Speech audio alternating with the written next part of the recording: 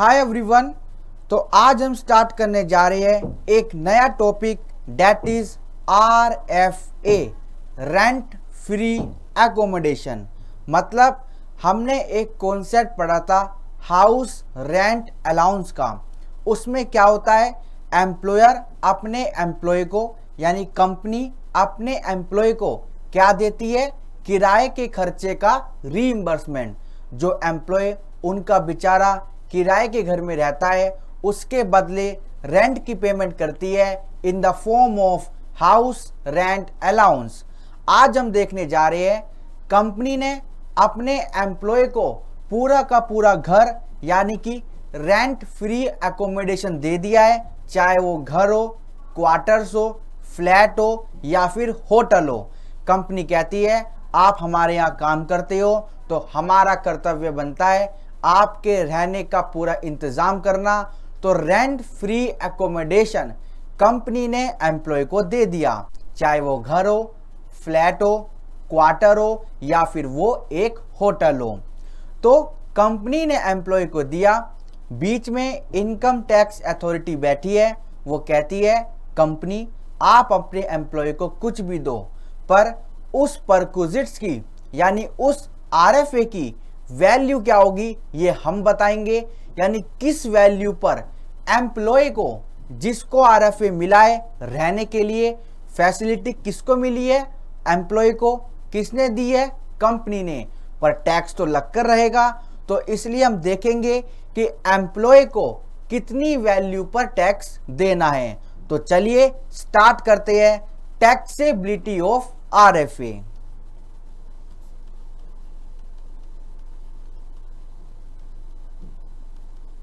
Taxability of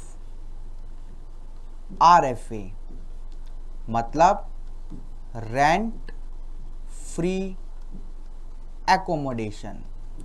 किराया नहीं दिया, इस बार पूरा का पूरा घर या फिर फ्लैट या फिर क्वार्टर्स या फिर पूरा का पूरा होटल रहने के लिए दे दिया। मतलब जो रूम्स होते हैं पूरा एक कमरा अपने एम्प्लॉय को दे दिया। तो चलिए इसमें लिखते हैं point number first, RFA shall be taxable for all employee except some employee।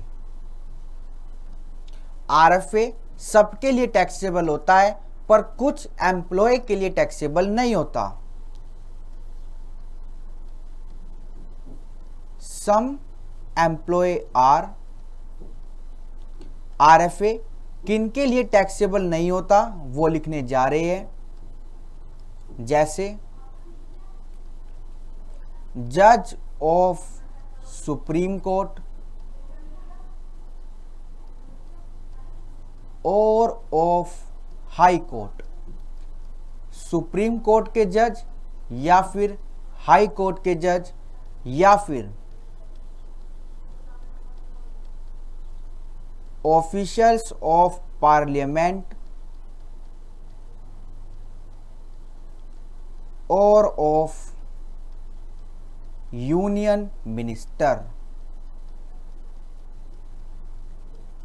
तो बेसिकली हमने क्या देखा, RFA सबके लिए टैक्सेबल होता है बट कुछ एम्प्लॉय के लिए टैक्सेबल नहीं होता।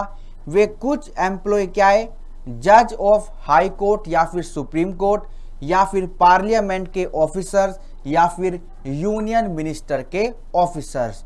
तो इनको अगर RFA मिलता है तो इनके लिए टैक्सेबल नहीं होता। चलिए पॉइंट नंबर 3 देखते हैं। There are two category of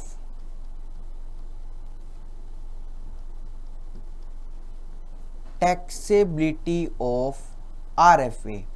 साथ साथ लिखते रहना, एक एक बात कीमती है तो अच्छे से हम लिखकर चल रहे हैं। तो यहाँ पर दो कैटेगरी है टैक्सेबिलिटी ऑफ RFA की। दो कैटेगरी में पहली कैटेगरी हमारी क्या आती है, RFA received by government employ, अगर RFA किसको मिला, गवर्नमेंट एम्प्लॉय को, then taxable value of such RFA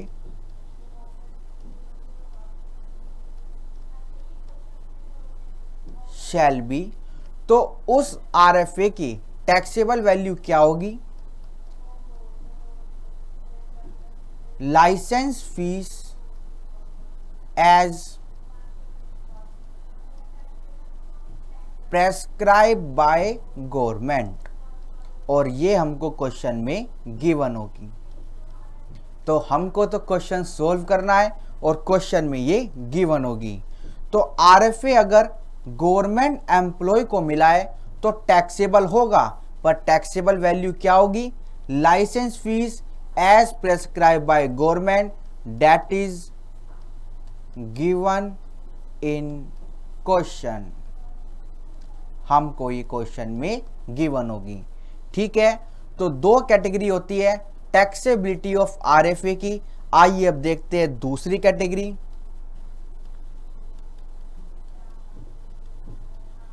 RFA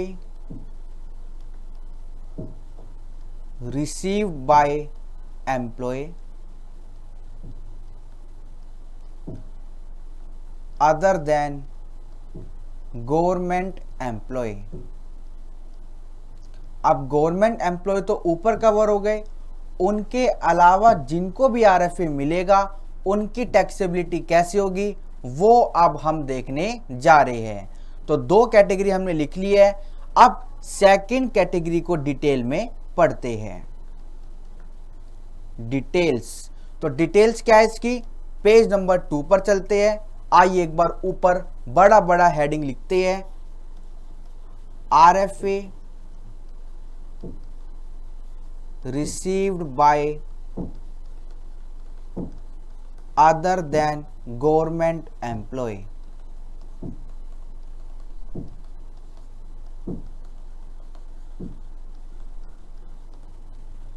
तो in this case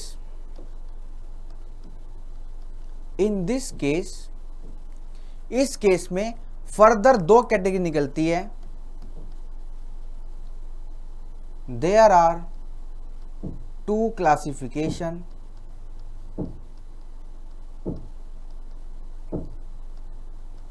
which are, तो इस केस में फर्दर दो क्लासिफिकेशन निकलती है। क्या निकलती है, पहली, if RFA owned by employer, यानी जो घर, जो बंगला, जो फ्लैट, जो क्वार्टर, जो होटल आपको मिला है वो कंपनी के अपने हैं, कंपनी के नाम पर है। दूसरा केस क्या निकलता है, if RFA not owned by employer. दूसरा केस क्या निकलता है, कंपनी ने जो आपको घर दिया रहने के लिए, जो फ्लैट दिया रहने के लिए, वो कंपनी का खुद का नहीं है, कंपनी ने किसी से किराए पे लेकर आपको दिया है। तो वो बनता है आपका case number 2, if RFA not owned by employer. तो चलिए अब हम बात करेंगे क्लासिफिकेशन फर्स्ट की। If RFA owned by employer, so in this case, बातों को याद रखिएगा।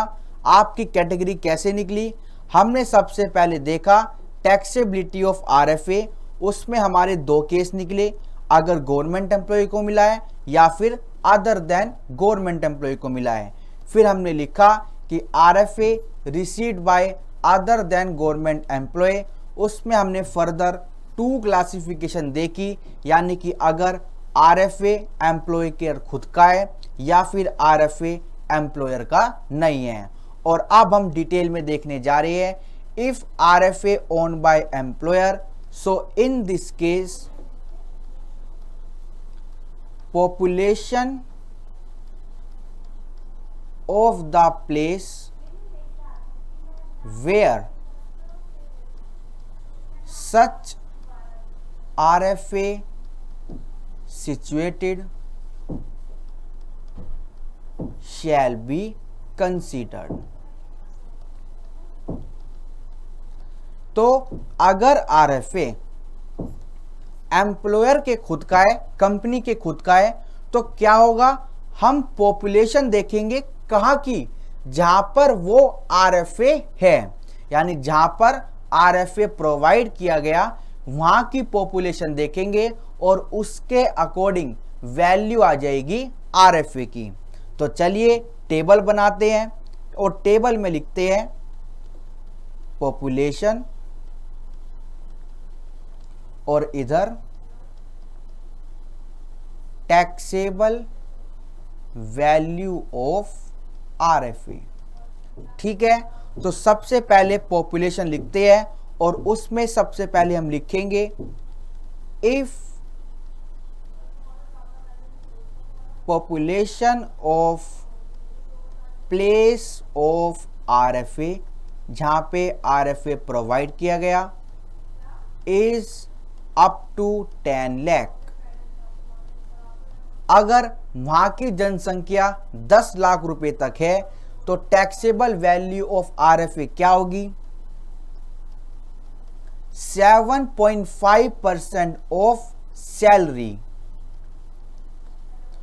अब ये सैलरी क्या होगी वो अभी हम देखेंगे कि सैलरी में कौन कौन सा अमाउंट आपको लेना है। तो पहला केस हमने क्या देखा, अगर पॉपुलेशन कहां की, जहां पे वो RFA प्रोवाइड करा गया वो 10 लाख तक है, तो टैक्सेबल वैल्यू ऑफ RFA क्या होगी, 7.5% ऑफ सैलरी। सैलरी में क्या क्या आएगा वो अभी हम देखेंगे। दूसरा case, if population of place of RFA is more than 10 lakh but up to 25 lakh. जिस जगह RFA प्रोवाइड किया गया वहां की पॉपुलेशन अगर 10 लाख से ज्यादा की है, लिखा है मोर देन, अगर 10 लाख है तो वो ऊपर वाले केस में आएगा, more than 10 lakh but up to 25 lakh, यानी 25 लाख तक भी पॉपुलेशन है तो ये इसी केस में आएगा। और इस केस में टैक्सेबल वैल्यू क्या होगी, 10% ऑफ सैलरी। आपको कुछ भी नहीं करना, सैलरी का अमाउंट निकालना है और 10% या फिर 7.5% निकाल देना है। तो इस केस में 10% होगा सैलरी का, और सैलरी क्या होगी वो अभी हम देखेंगे। चलिए अब तीसरा केस देखते हैं, if population of place of RFA is more than 25 lakh.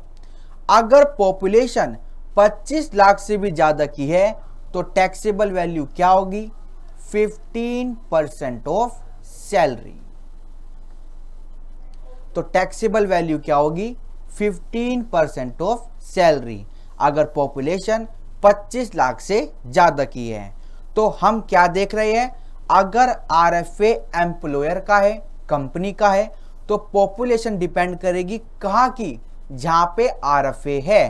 Company कहाँ पे है, जॉब कहाँ पे कर रहे हो, ये इससे कोई भी मैटर नहीं करता। RFA कहाँ पर है, इट डज मैटर। तो हमने देखा अगर पॉपुलेशन 10 लाख तक की है, 7.5% ऑफ सैलरी, पॉपुलेशन 10 लाख से ज्यादा की है बट अप टू 25 लाख तक है तो 10% ऑफ सैलरी, बट अगर पॉपुलेशन 25 लाख से ज़्यादा की है तो 15% ऑफ सैलरी। अब मुद्दा ये आता है, सर हमको कैसे पता लगेगा कि पॉपुलेशन कितनी है?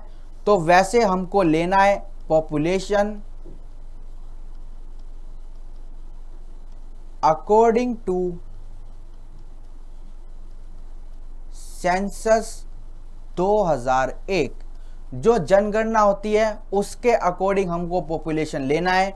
बट हमको इसमें कुछ अपनी प्रैक्टिकल बातें भी इम्प्लीमेंट करनी है। जैसे क्वेश्चन में अगर दिल्ली लिखा है, बम्बई लिखा है, कलकत्ता लिखा है, यूपी लिखा है, तो आपको पता है इनकी पॉपुलेशन कितनी है, तो आपको अपने अकॉर्डिंग आंसर कर देना है। वैसे क्वेश्चन हमें बताएगा कि पॉपुलेशन कितनी है। ठीक है, तो चलिए अब एक बार देखते हैं कि जो सैलरी है, सैलरी में क्या क्या अमाउंट आएगा। Salary for RFA equals to, तो सैलरी में कौन कौन सा अमाउंट इंक्लूड होगा? आपका बेसिक सैलरी जो आपके बैंक खाते में आती है यानी कि कैश में, प्लस आपका DA, सिर्फ forming part for retirement benefit question हमको बोलेगा।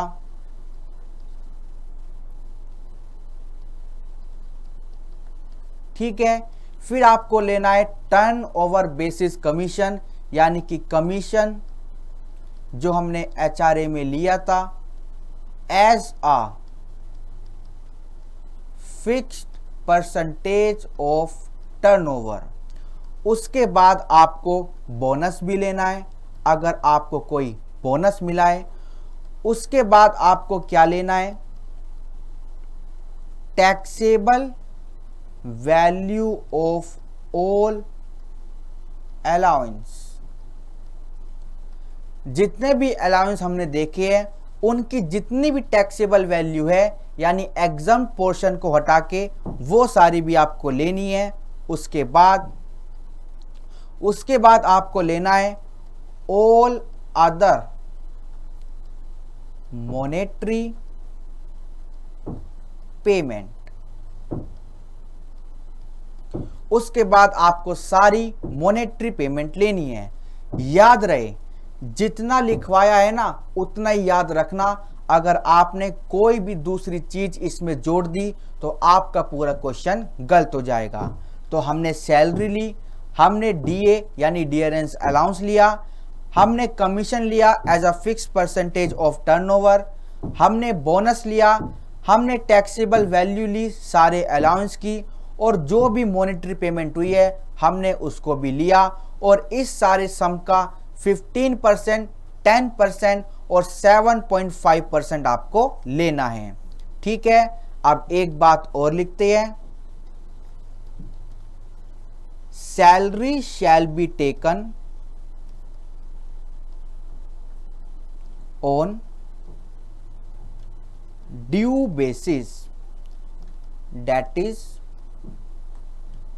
any arrears or advance shall not be considered। अगर कोई आपको पिछला सम मिला है, पिछले साल का मिला है सैलरी का, तो वो आपको नहीं लेना। और अगर आपको सैलरी एडवांस में मिली है तो वो भी आपको नहीं लेना। HRA में भी बताया था कि आपको सैलरी ड्यू बेसिस पर लेनी है, तो उसमें भी सेम बात आपको याद रखनी है कि पिछला कोई बकाया और अगले आने वाले सालों का अगर कोई एडवांस आपको मिलता है तो वो आपको नहीं लेना। ठीक है, एक और बात, any expense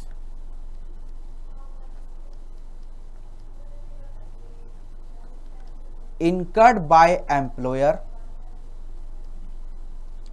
any expense incurred by employer on renovation, repair, etc. on such RFA shall be ignored for value of taxable RFA।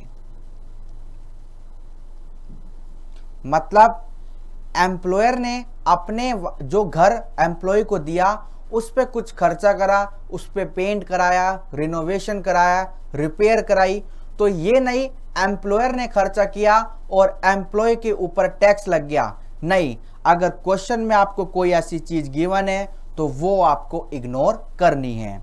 तो सारी बातें याद रखना। मेन बात आपकी क्या है कि सैलरी में कौन कौन सा अमाउंट आएगा वो हमने देख लिया, और उसके बाद कौन सी परसेंटेज लगानी है, ये सारी बातें इंपॉर्टेंट है। और इसी के साथ केस नंबर फर्स्ट होता है खत्म, मतलब if RFA owned by employer. अब देखते हैं दूसरा case. If RFA not owned by employer, then taxable value of RFA shall be lower of following।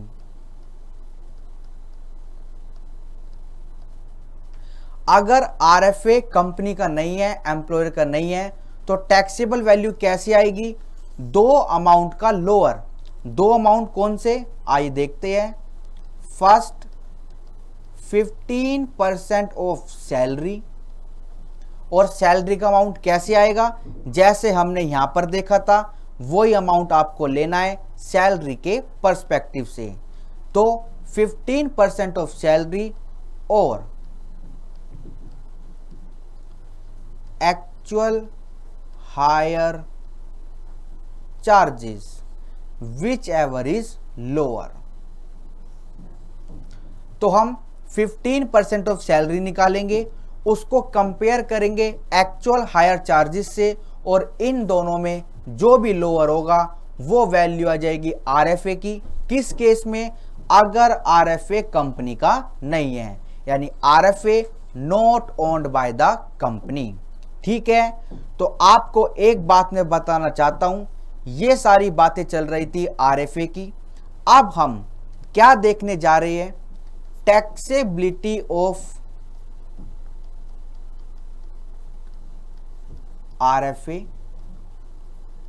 With furniture, यानी कि furnished RFA।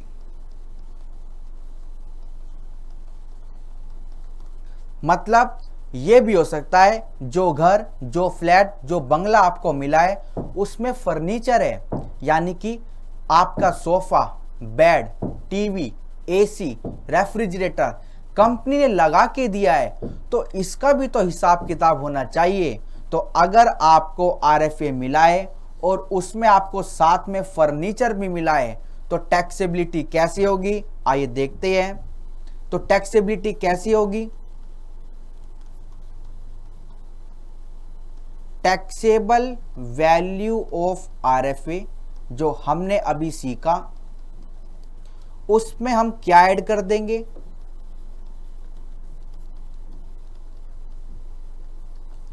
Taxable value of furniture, उसमें फर्नीचर की value जोड़ देंगे, और आपकी क्या आ जाएगी? Net taxable value of furnished RFA।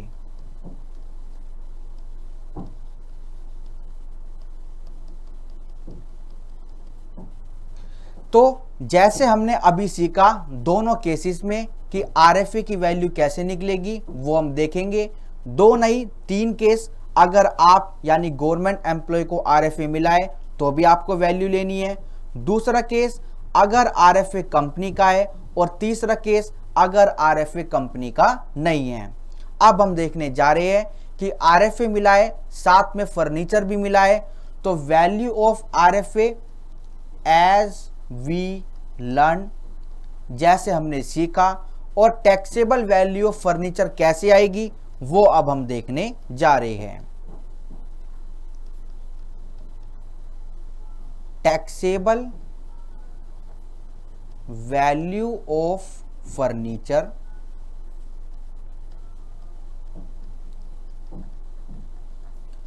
shall be determined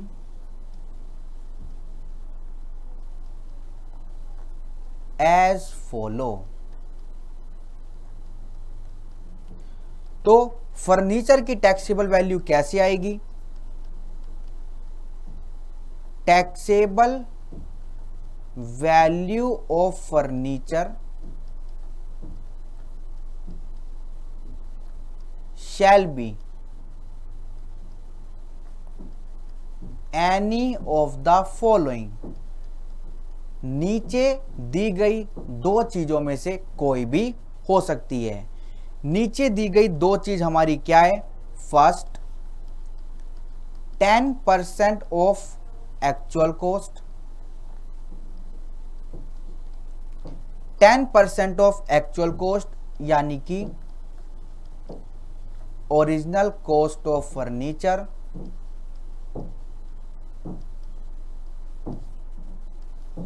और actual higher charges. Sir actual higher charges हमने क्यों लिया? जैसे हमने देखा था RFA not owned by the employer, क्या पता जो फर्नीचर, जो सोफा, जो कुर्सी आपके बगीचे में पड़ी है, क्या पता वो एम्प्लॉयर ने आपको किराए पे लेकर दी है, क्योंकि आपको शौक था बगीचे में टहलने का। तो अगर एम्प्लॉयर ने किराए पे लेकर दी है तो वो ले लेंगे, यानी कि as given.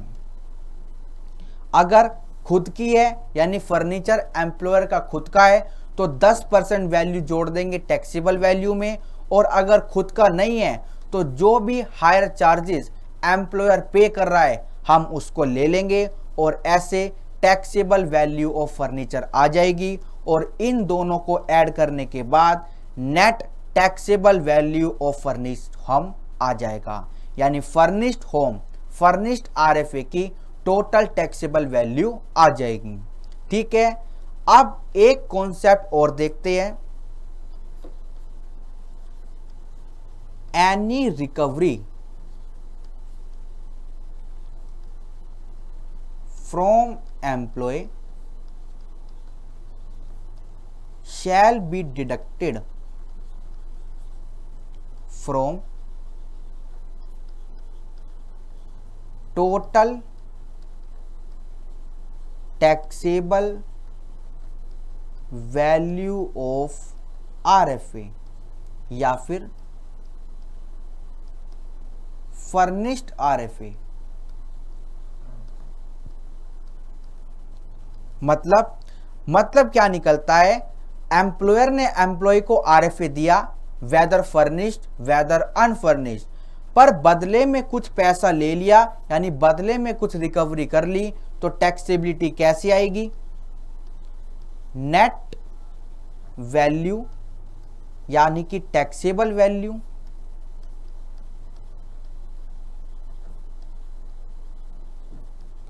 Of RFA oblique furnished RFA, वो हम लिखेंगे और इसमें से हम माइनस कर देंगे less recovery from employ.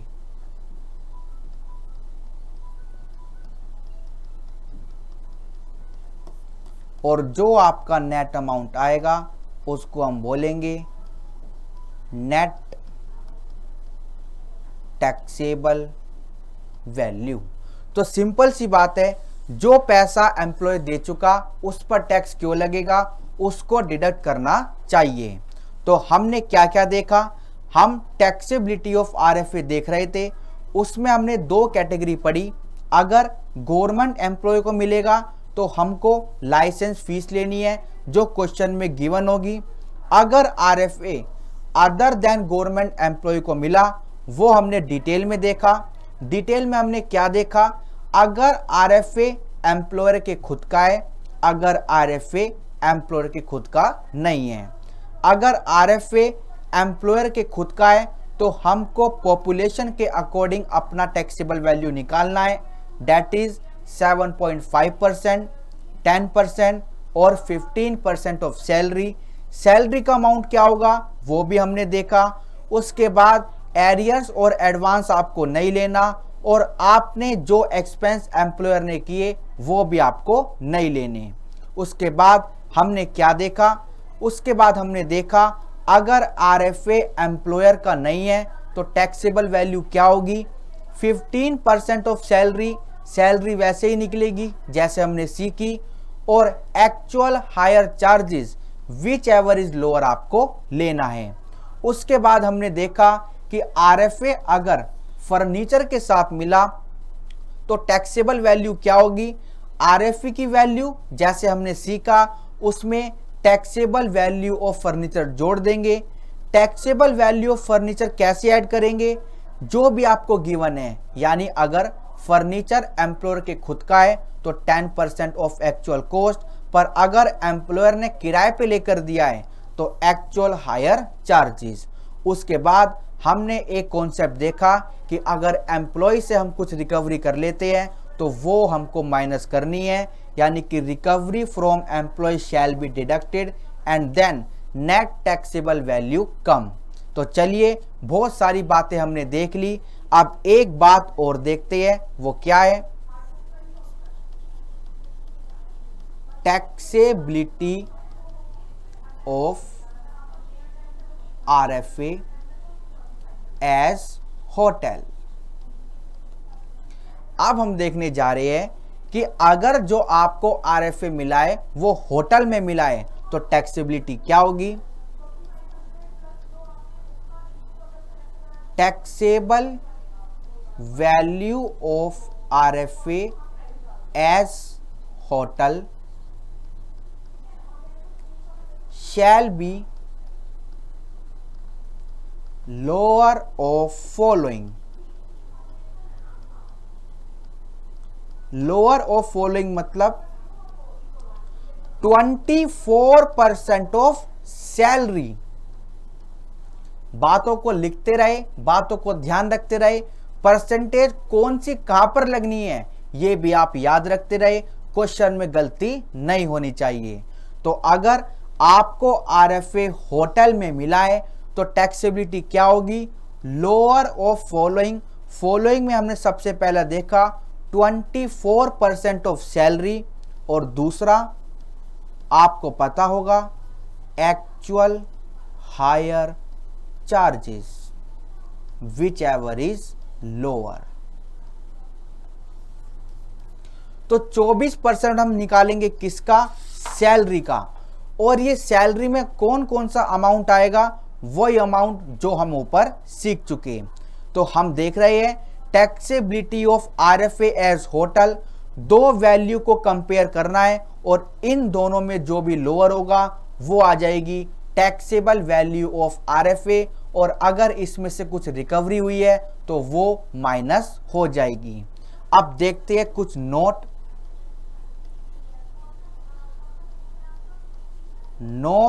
Regarding RFA in hotel. तो हम देखने जा रहे हैं नोट रिगार्डिंग RFA इन होटल, और नोट नंबर हम फर्स्ट ये लिखने जा रहे हैं, अगर RFA आपको, यानी कि आपका ट्रांसफर हुआ है एक सिटी से दूसरी सिटी, तो ट्रांसफर होने में एकदम से घर तो नहीं मिलता। अगर एम्प्लॉयर ने, यानी आपकी कंपनी ने आपको होटल में शिफ्ट किया है और शिफ्ट किया है सिर्फ 15 दिन के लिए, तो आपका जो RFA है, यानी एम्प्लॉय के हैंड्स में उस RFA जो होटल में दिया गया है उस पे कोई भी टैक्स नहीं लगेगा। तो नोट नंबर 1 हम लिखने जा रहे हैं, और नोट नंबर 1 क्या है, if such RFA in hotel is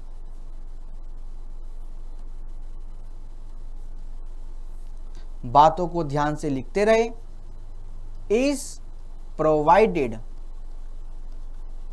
up to 15 days and लिखा है and this is for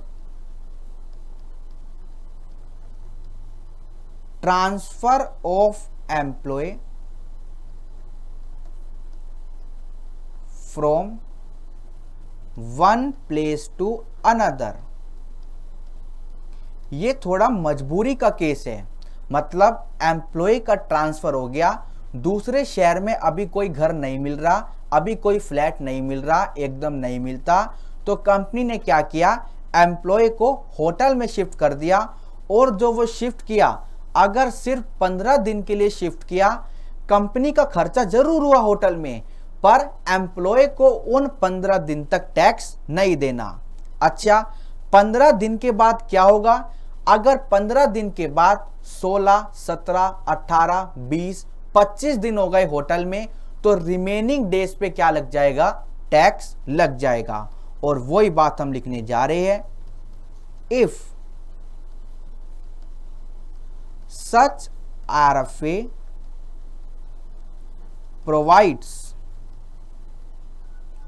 for more than 15 days, 15 दिन से ज्यादा के लिए अगर प्रोवाइड किया, देन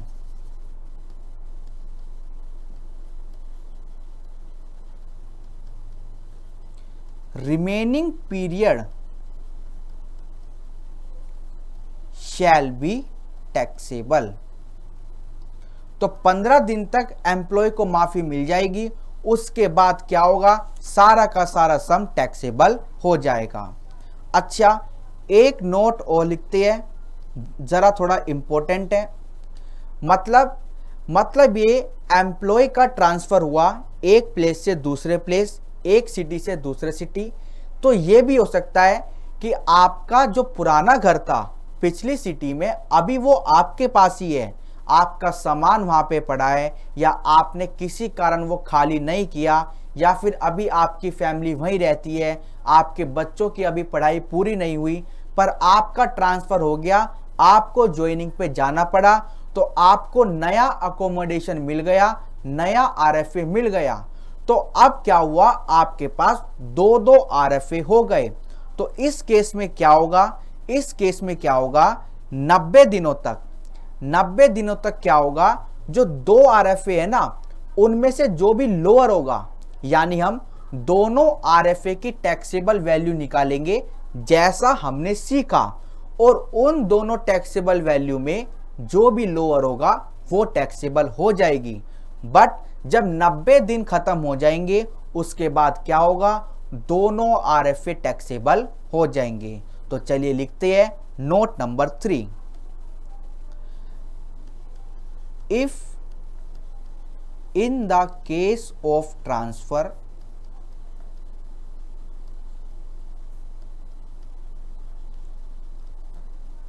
employee holds 2 RFA, अगर एम्प्लॉय के पास 2 RFA है, then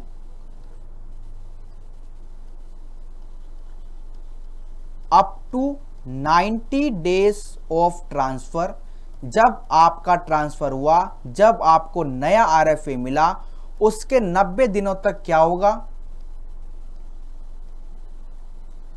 lower value of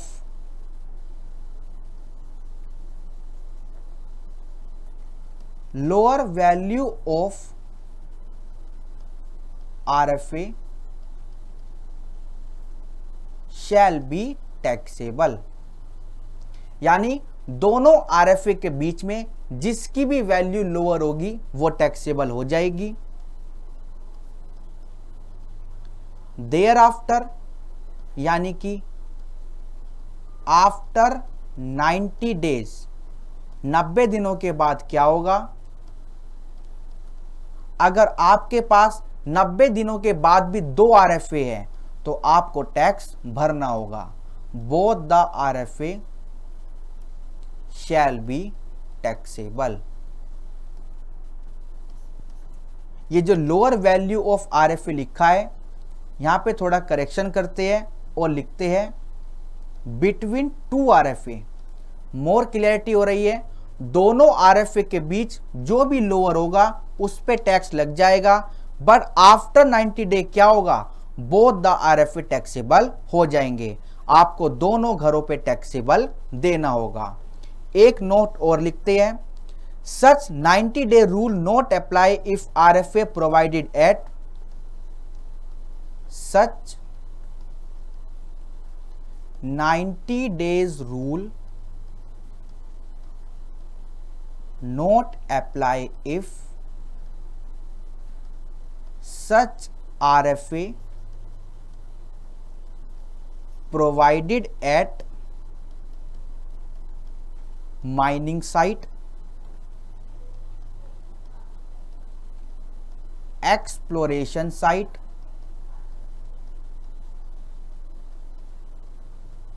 offshore site और एट अ रिमोट एरिया।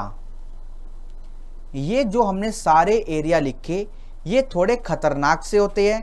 यहाँ पे अगर 90 दिन क्रॉस हो जाए तो क्या होगा, ये वाला रूल नहीं अप्लाई होगा, यानी कि आपको दोनों RFA पे टैक्सेबल नहीं होना है, आपको छूट मिलेगी, आपको किसी लोअर पे भी टैक्स देना पड़ेगा। तो 90 डेज वाला रूल यहाँ पे अप्लाई नहीं होगा। तो ये थे हमारे सारे केस। हमने क्या देखा, हमने देखा कि अगर RFA होटल में मिलता है तो टैक्सेबिलिटी क्या होगी, 24%, और actual higher charges which ever is lower पे आपको टैक्स देना पड़ेगा।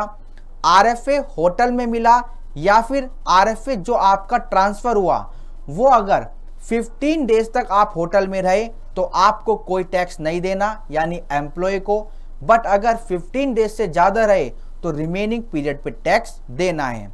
फिर हमने देखा इन केस ऑफ ट्रांसफ़र अगर एम्प्लॉय के पास 2 RFA है तो 90 दिनों तक क्या होगा, लोअर वैल्यू पे टैक्स लगेगा, बट आफ्टर 90 डेज दोनों RFA टैक्सेबल हो जाएंगे। उसके बाद हमने लास्ट नोट क्या देखा कि जो 90 दिनों का रूल है वो इन एरियाज पे अप्लाई नहीं होता, क्योंकि ये थोड़े रिस्की एरियाज होते हैं और एम्प्लॉय को काम पे जाना पड़ता है। तो पूरा कॉन्सेप्ट हमने देखा RFA का। आइए एक क्वेश्चन करते हैं, क्योंकि हमको तो एग्जाम में क्वेश्चन सॉल्व करना है। तो चलिए स्टार्ट करते हैं question number first.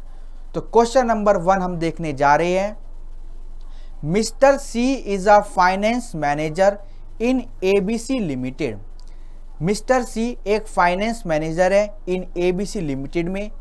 The company has provided him, company ने इनको क्या दिया, विद रेंट फ्री अनफर्निश्ड, यानी फर्नीचर नहीं है, एकोमोडेशन इन मुंबई। अब मुझे आप बताना मुंबई की जनसंख्या कितनी है, क्या वो 25 लाख से ज़्यादा की है या नहीं? सर बहुत ज़्यादा है, तो हमको 15% ऑफ सैलरी लेना है। और कंपनी ने प्रोवाइड किया तो यानी कि ये कंपनी के खुद का है, यहाँ पर नहीं लिखा कि हायर चार्जेस है या फिर नहीं है। He gives you the following particulars, तो मिस्टर सी की बेसिक सैलरी है 6,000 रुपये महीना। इनको DA मिलता है, यानी डियरनेस अलाउंस 2,000 रुपये महीना के, 30% वो रिटायरमेंट बेनिफिट से है, और बोनस मिलता है 1,500 रुपये महीने का। Even though the company allotted the house to him on 1 April, he occupied the same only from 1 November. कंपनी ने उनको घर 1 अप्रैल को दे दिया था, पर वे घर में कब गए, 1 नवंबर को।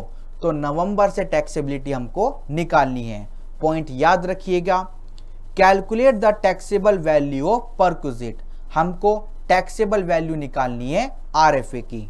तो चलिए स्टार्ट करते हैं क्वेश्चन नंबर फर्स्ट, क्योंकि क्वेश्चन से ही हमको क्लियरिटी होती है। Question number first,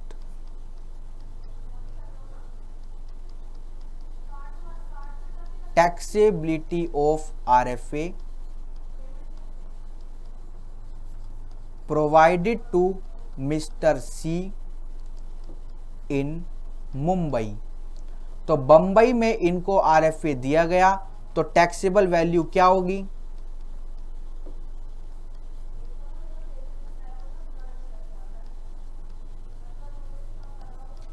15% of salary. तो सैलरी का 15% आपको लेना है, और सैलरी का अमाउंट कैसे आएगा वो अभी हम देखने जा रहे हैं। तो सैलरी है हमको 5 महीने की लेनी है, क्योंकि 1 नवंबर से इन्होंने घर ऑक्यूपाई किया, और अगर डेट चेंज हो, सैलरी चेंज हो, परसेंटेज चेंज हो, मतलब अगर 1 अप्रैल से 31 मार्च की बात नहीं की जा रही, पूरे साल की बात नहीं की जा रही, तो आपको हमेशा पीरियड वाइज कंप्यूटेशन करनी चाहिए, चाहे वो HRA हो, चाहे वो RFA हो। तो हम 5 महीने की सैलरी निकालने जा रहे हैं। सैलरी ऑफ 5 मंथ्स, यानी कि 1 नवंबर टू 31 मार्च। ठीक है, तो 5 महीने की सैलरी निकालने जा रहे हैं। 6,000 रुपये आपका बेसिक है पर मंथ, बेसिक, यानी कि 5 मंथ से मल्टीप्लाई करेंगे। उसके बाद आपको DA मिलता है 2,000 का, पर हमको सिर्फ 30% लेना है, क्योंकि फॉर्मिंग पार्ट लेना है। जितना लिखवाया है उतना याद रखना, इंटू 30%, और ये 2,000 पर मंथ है, तो फर्दर 5 मंथ्स की मल्टीप्लाई हो जाएगी। उसके बाद बोनस आपको लेना है, क्योंकि हमने लिखा था 1,500 रुपये महीने का, इंटू 5 मंथ। ठीक है, चलिए सारी कैलकुलेशन करते हैं। 6,000 इंटू 5, 30,000, 2,000 का 30%, ये कितना आया? 600, और मल्टीप्लाई करेंगे 5 महीनों से, यानी कि 3,000। उसके बाद 1,500 इंटू 5, यानी कि 7,500। तो टोटल करते हैं सैलरी का, और सीधा 15% निकाल देंगे। तो 7,500, 3,000 और आपका 30,000। तो सैलरी आपकी कितनी आई? 40,500। आइए ऊपर पुट करते हैं। 15% ऑफ 40,500, तो अमाउंट टैक्सेबल कितना आ गया? आइए निकालते हैं, 6075। तो 6,075 रुपये RFA के टैक्सेबल होंगे इन the hands of mister C। आइए एक बार देखते हैं सॉल्यूशन। सॉल्यूशन हमारा क्या निकला? 6,075 रुपये टैक्सेबल होंगे as RFA in the hands of mister C। Note, since Mr. C occupied the house only from 1st November, we have to include the salary due to him only in respect of months during which he has occupied the accommodation. Hence, salary for 5 months, that is from 1st November to 31st March, will be considered। और इसी के साथ question number first होता है complete, और RFA का पूरा concept भी होता है कंप्लीट। जितना लिखवाया है उतना याद रखना, सारे क्वेश्चन सोल्व हो जाएंगे। बस ऐसे ही छोटे छोटे टॉपिक पढ़ने हैं, और income under the head salary पूरा हो जाएगा। फिर हम देखेंगे कि फुल फ्लैज क्वेश्चन कैसे करते हैं, जहाँ पे सारे पॉइंट्स डाल दिए जाएंगे। HRA मिला, चिल्ड्रन अलाउंस मिला, RFA मिला, जो भी मिला वो हम देख लेंगे और टैक्सेबिलिटी निकाल लेंगे। तो इसी के साथ क्वेश्चन नंबर फर्स्ट होता है complete. Okay, thank you so much.